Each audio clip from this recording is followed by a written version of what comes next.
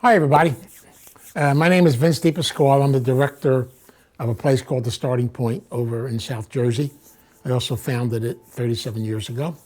And today what I want to do is kind of share some things with you I think that would help you to understand not just addiction, but also our own personal behavior. I want to talk about one word. The word is codependency. And this word basically, as far as I'm concerned, I really believe it's the core root of all addictions, the core root of life. So I'll kind of take you on a journey through codependency today. But to do that, I got to go back in history just for a little bit of time. I want to go back to about 1930. In 1930, if anybody had a mental health problem, an alcohol problem, a drug problem, or any kind of problem at all, our philosophy back in 1930 was out of sight, out of mind. They would put you into a psychiatric hospital, shoot you full of Thorazine. And back then we used to joke, but it wasn't a joke. We used to call it the Thorazine shuffle. And people literally were kind of forgotten about, kind of consider them the part of the family we don't talk about. In 1935, there was the founding of Alcoholics Anonymous. And also during that time too was the founding of Al-Anon. And so the word codependency back then was kind of simple. It simply meant the spouse or a close friend of an alcoholic. But everything was geared just towards alcohol. Because then we looked at alcoholism as a disease, but no one ever talked about drug addiction or any other types of things. They just simply talked about alcoholism and that was it. That pretty much stayed the same until 1978. In 1978, a lady wrote a book. The book was called Adult Children of Alcoholics.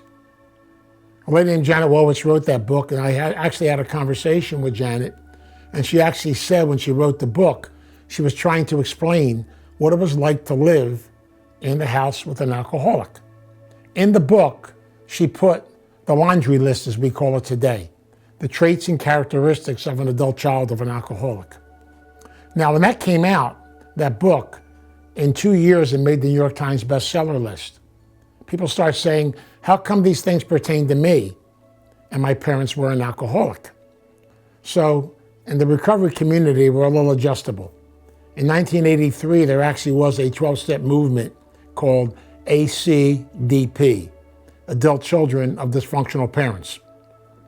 Finally, in 85, two beautiful books came out, Codependent No More and Facing Codependency.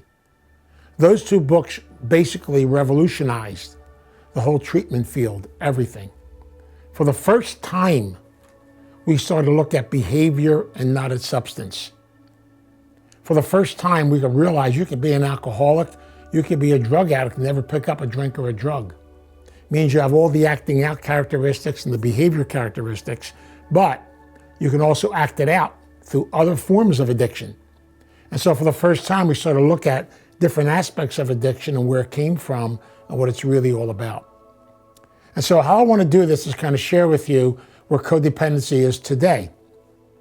Our actual definition of codependency, to keep it as simple as possible, comes down to this: any person, place, or thing that I have become dependent on, which means I cannot function without it, that makes my life unmanageable and makes my life crazy.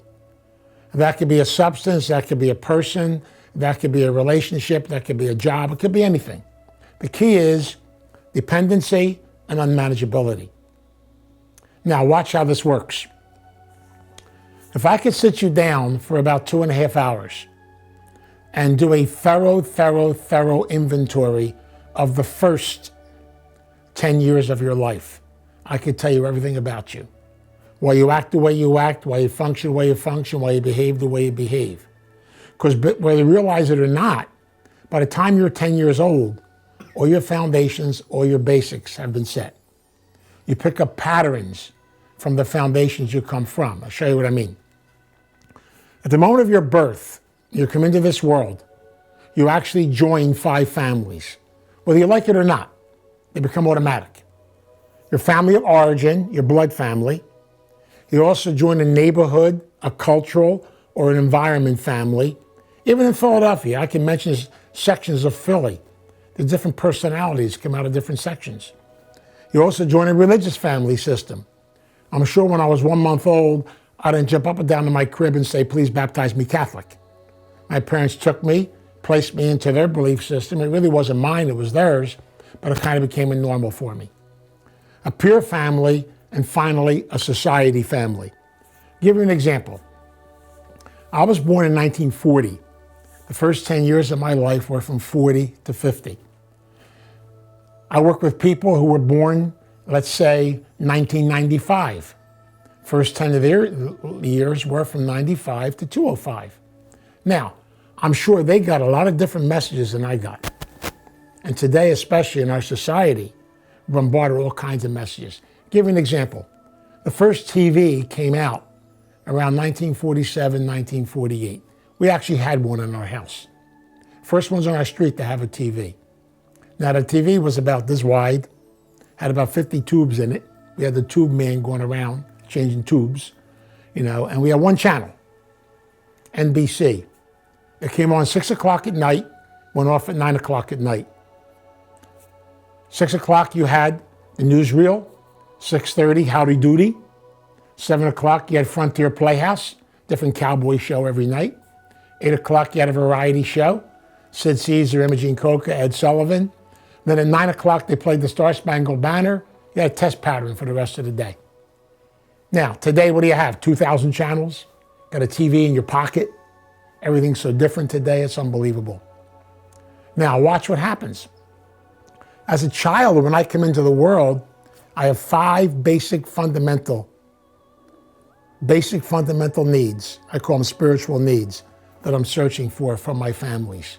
I want them to give these things to me. I can't grow unless I get them. I expect my families to protect me and keep me safe, safety. I expect them to love me unconditionally. I expect them to give me the basics of life, food, shelter, and clothing. I expect them to teach me basic life skills, how to play, how to socialize, how to be able to share and have a sense of intimacy. And finally, I expect them to give me an identity. Who am I? What am I all about? Where do I come from? What's my history? Now, watch what happens. If those needs don't get met when you're a child, you will search for them for the rest of your life. So as a result of that process, if you're normal instead of those things are things such as fear and guilt, I got to put them first because I'm Italian. You get them automatically. I always say I got a PhD in fear and guilt. The day I was born. If you experience addiction or the addictive behaviors that come out of families coming out of addictive homes, shame, abuse, abandonment, if these are your normals as a child, then instead of being able to really celebrate and live life, what happens is you develop what we call codependent behavior patterns. I call them survivor patterns. So we don't live, we learn to survive. Now I'll show you how this works. There are 3 basic fundamental survivor patterns that most codependents or addicts go towards. It's a way to survive life. We either become isolators or avoiders, or we become fantasizers to live in a fantasy world to avoid reality, or many of us win the jackpot and become caretakers. And as a result, then, we literally spend our whole entire life taking care of somebody else. You never have to look at yourself as a person. So let me take you through those 3 and show you how these are interconnected to addictions and behavior. Begin with the isolator. Isolators are normally kids that come out of homes and environments where they have experienced emptiness, loneliness. These are the kids who basically never really got a sense of love. They're empty, they're lonely, they're scared, and literally, they really don't have a real deep sense of what life really is all about. When they grow up, usually what happens in their adult world, they migrate towards the following addictions. It's a natural process. One of the addictions we never talk too much about, it's called institutional addiction. I'm empty, I'm lonely, and I'm scared. After a while, what happens? I basically play a game. The game is called Find Me a Therapist, Take the Therapist Hostage. It's called Rent-A-Parent. Then I expect them to give me everything I never got as a child. And if I really get bad, they put me into an institution. They give me the warm fuzzies. They give me 3 meals a day. Take me to the ball game. I like this, man. I'm staying around for a while. After a while, I go from institution to institution. It becomes normal to me. And after a while, it becomes my family. See, we're all searching for family. If not institutions, I can make anything into an addiction. For example, the prison system. I worked as a chaplain for 9 years. Literally, after you're in that system long enough, it becomes normal to you. It's a sick family, but it's a family. Religion can very easily migrate towards that. I can migrate towards anything to make it into an addiction. Even the educational system. I got 97 degrees, but I don't know how to live life. I have all the information up here. It's a place to hide. I can hide in books. I can hide anywhere. The second addiction that goes along with this is called relationship addictions. Now these are interesting because literally I'm empty, I'm lonely, I'm scared, I'm afraid. The first person that comes along that treats me nice, that sucker is mine. If you try to get away, I'll kill you. See how simple it is? Not complicated. So what do? I take hostages. We joke about this in codependent circles. There's a beautiful saying, you've probably heard this. If you truly love someone, let them go. They're supposed to come back, they'll come back. Codependents don't believe that. Their philosophy is if you truly love someone, follow them and stalk them. If they try to get away, kill them. That's the cry of the codependent. Because literally what do is I drain somebody else dry. I want you to be my life, my everything, and my all. You know, there's a famous song from the 50s. It goes just like that. You are my life, you are my everything, and you are my all. That means you're sick. See how simple it is? Nice for a romantic interlude. But really, in reality, you can't depend on someone else to fill the hole inside of you.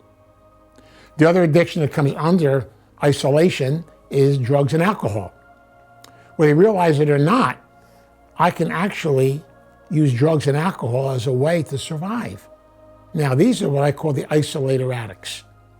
These are individuals, and you realize, you look at statistics, 68% of all the addicts in our society go to work every day. 68%. See, I can use drugs and alcohol just to get the edge and keep myself working. And I can work really well. Adult children of alcoholics, they run companies. It's amazing. Their own life is a total disaster. Same thing with me. I was in the priesthood. I functioned extremely well in the priesthood. My own personal life was a total disaster. See the concept? And so literally, I can function, but I can literally use anything as an addiction to kind of hide and go through it. The other addiction that comes under this, basically, is anorexia. You know, I know much about anorexia, but literally it's almost like I don't want to grow up. I want somebody to take care of me for the rest of my life. So I shut my body down. My always has to take care of me all the time. So I can use almost anything as an addiction. I'm looking for a place to hide, to run from life. The second area is called fantasy. Fantasizers normally come out of homes and backgrounds where they've experienced major issues of shame. I call them the children of shame. Kids that are sexually abused. Kids come out of homes where they don't want to take anybody home. They're embarrassed by their family. Mental health issues. A lot of times, these are the kids that literally at an early age learn how to make up stories. Give an example. Little girl in the 3rd grade, they asked her, how come your parents don't come to the PTA meetings? She said, my daddy's a Secret Service agent. He's not allowed to come out in public. Her dad was an alcoholic. But see what happens when you try to survive? You create these fantasies. And the scary part about it is, after a while, you actually believe them. It's almost a way to survive and get through life. And I'll show how the addictions come under this. The major addiction under, of course, is drugs and alcohol. These are the addicts whose lives are totally unmanageable, totally insane, and totally crazy. But if you confront them, they'll say to you, everything's wonderful, everything's great. I don't have a problem. I'll give you an example.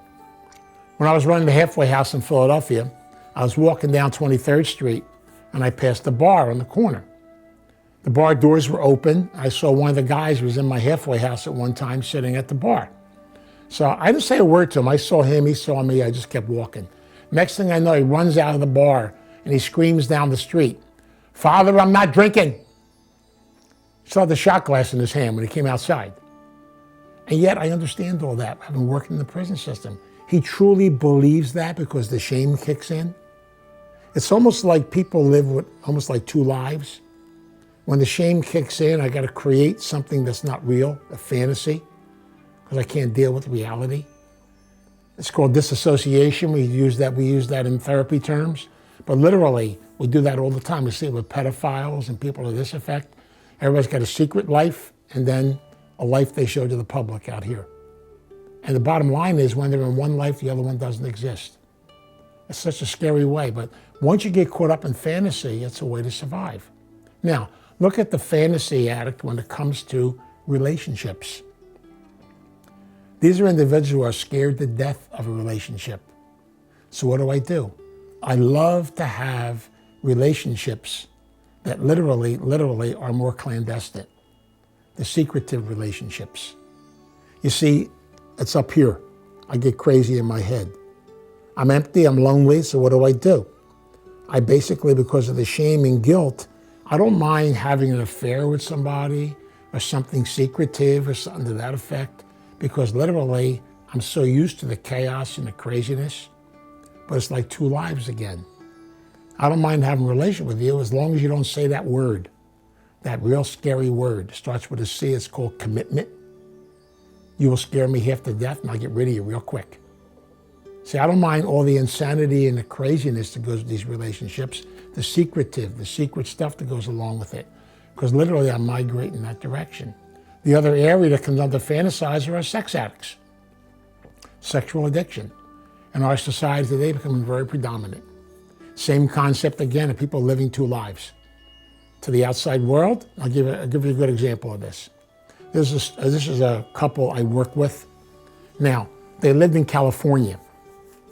You got to kind of visualize this. The wife was president of PTA, model citizen, had 3 children. Husband had a fantastic job as an attorney. They were living what we call the perfect life. To the outside world, to everything else, they seemed to be perfect. She was involved in all kinds of civic activities and everything. But she had a secret life. 3 days a week, 4 hours a day, she was a very expensive call girl. No one knew this was going on. Everything was secret. She lived the secret life underneath of her life. The bottom line is, this went on for 18 years. The husband had no idea at all what was going on. No concept at all. A normal sexual relation with his wife and everything. Till one day, one of the Johns she picked up was a policeman. She got caught. And of course, as soon as she got caught, hit the papers, publicity, their whole entire life went down the tubes quickly. They actually had to move from California and they moved over here to South Jersey to get into treatment, because we have a pretty excellent sexual addictions treatment program at our place. So they were referred to us. And thank God we were able to work with them and work through stuff. But literally, they had to actually get out of Dodge and move to a new place to really be able to connect and get connected. It's so scary to get into this because literally, it's almost like when and here's the part we don't understand, but we understand it in therapy. When I'm in that clandestine world she was in, the other world did not exist. When I went to the other world, I blocked out this world. It's almost like a dual personality in many ways, but it's a survival piece. How people that have been abused and sexually abused, we're finding out that people with sexual addiction very many times, I would say easily 65% of them have been sexually abused themselves. It's amazing, you come right down to it. The other addiction that comes under this area is, of course, bulimia. We call these the secret eating disorder addicts. They look like perfect, but they get caught up in induced vomiting. They're caught up in compulsive exercising, laxatives, all this kind of stuff. Everything's image. See, the fantasy addict is always migrating towards image. So what do I have to do? To the outside world, I have to put this show on to show that everything's okay, everything's wonderful, and everything's great. But the inside is a total disaster. It's so scary. And so many people live these secret lives because they never dealt with where the foundations of all this actually came from. Now the third area, and I can spend about 2 weeks on this one if you want me to, is the caretaker. Caretakers are what I call the goody two-shoes kids. Nice guys and gals. These are the kids that go from 3 to 43. These are the kids that basically never really had a childhood. At a very early age, they were given a lot of responsibility. I call them the little adults. A lot of expectations were put on them at a very early age, and they don't realize it. But deep down inside, they are very, very, very, very angry people. But on the outside, they smile all the time. And if you ask them how they're doing, they always say, I'm fine. Let me define fine for you. I can't say the first word in public, so I use a different word. F-I-N-E. Frustrated, insecure, neurotic, and emotional. I'm fine. The bottom line is, I literally don't want you to get to know me, but I have this anger inside of me, this rage inside of me. And I've carried it for a long period of time.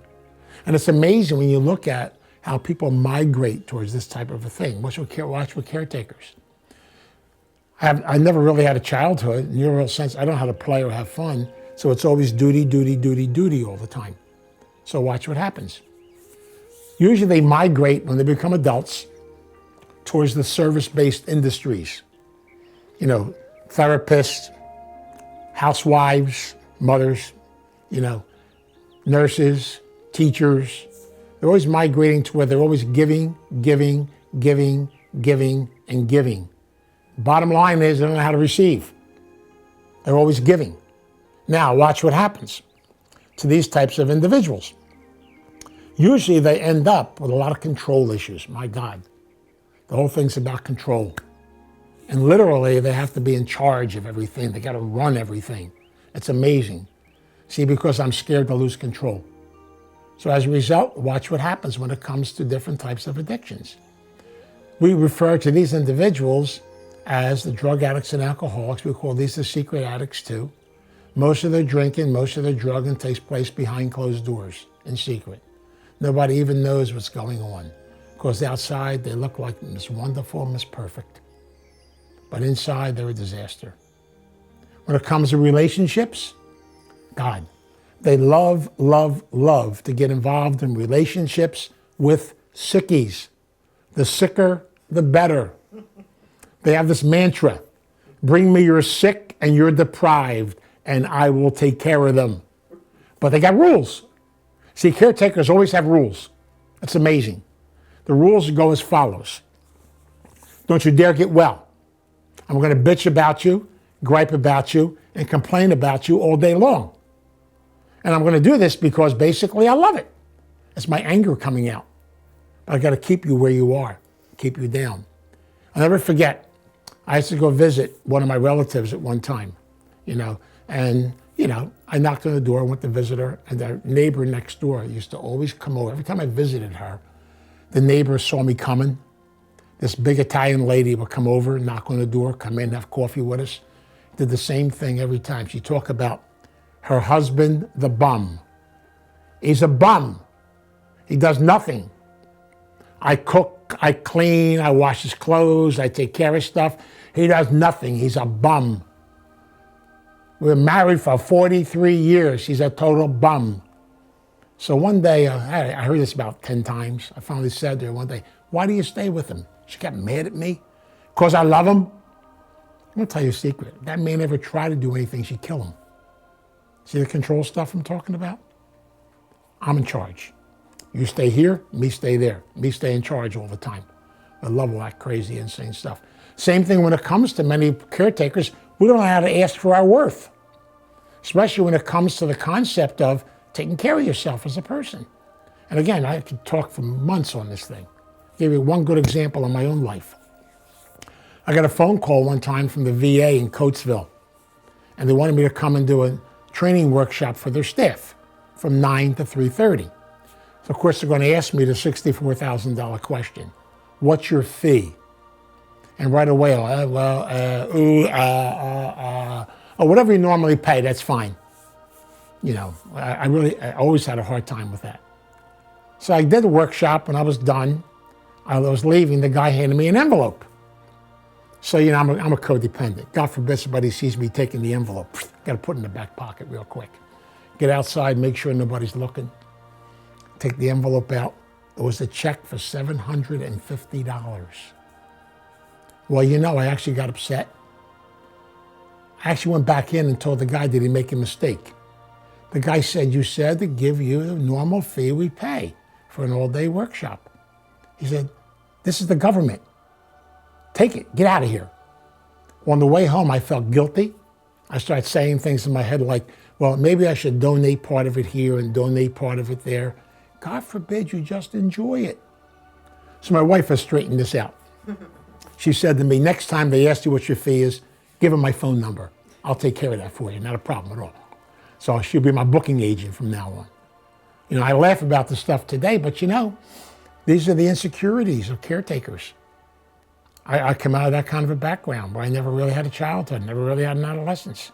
So as a result then, literally, I didn't realize how angry I was, how much stuff I carried.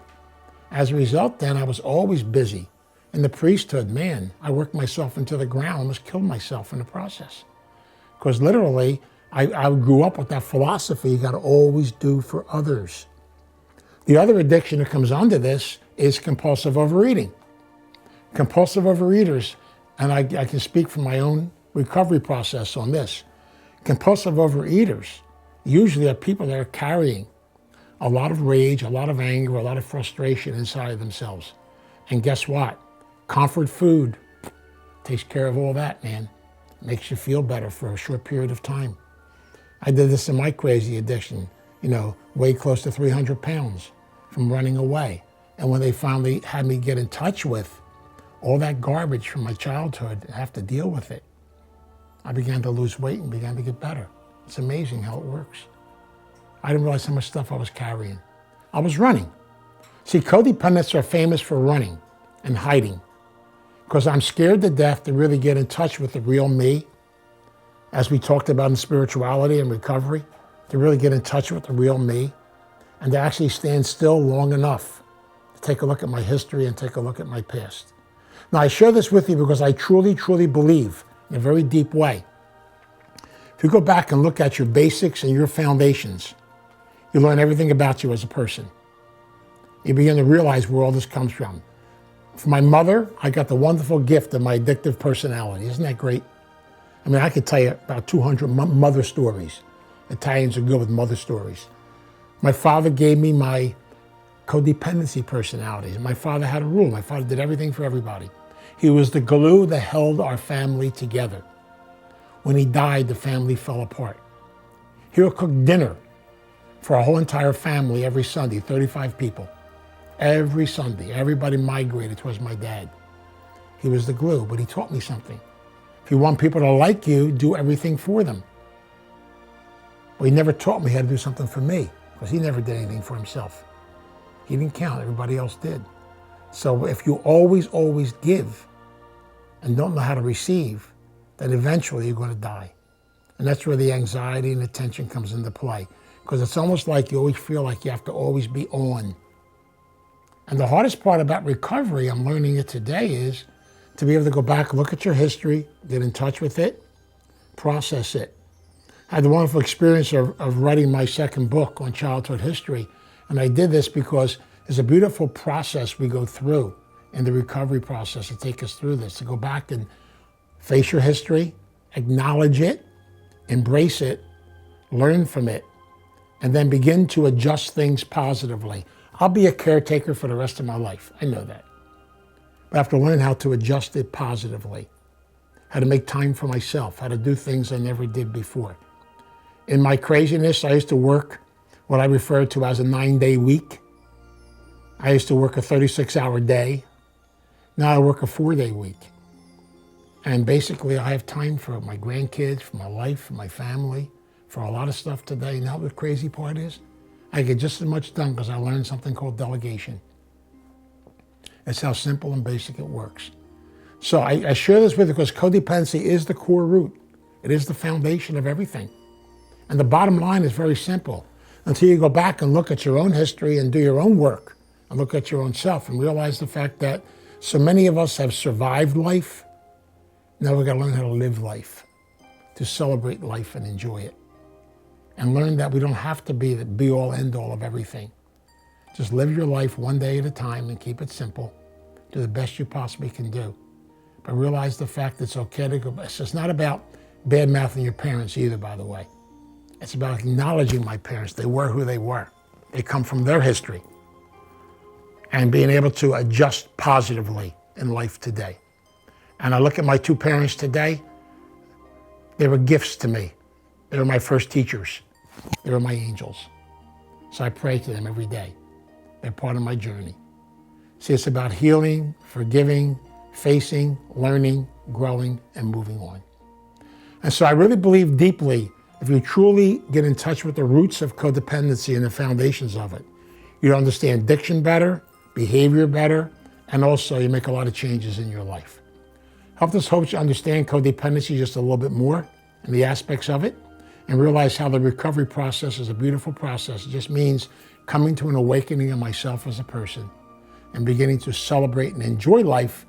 I don't want to survive life. I want to enjoy life and thrive and celebrate life today. So thanks for listening. Hope that it helped. And please have a good day. God bless you.